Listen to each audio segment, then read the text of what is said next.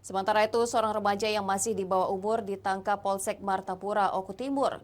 Remaja tersebut ditangkap karena telah melakukan pencurian 1 unit sepeda motor. Pelaku nekat mencuri lantaran telah kecanduan judi online. Jeb, seorang pemuda yang masih berusia 16 tahun, tidak berkutik dan hanya bisa pasrah saat digiring petugas menuju halaman depan Polsek Martapura untuk melakukan konferensi pers.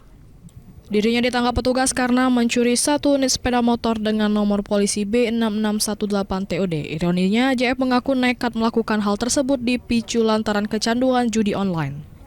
Rencananya motor hasil curian tersebut nantinya akan dijual dan hasil dari penjualan motor tersebut akan digunakan untuk foya-foya serta bermain judi online. Naasnya sebelum itu semua terjadi, pelaku sudah lebih dahulu ditangkap oleh petugas. Pelaku ditangkap di Batu Raja, Kabupaten Ogan Komering Ulu saat lagi asik bermain game. Dan ditilang.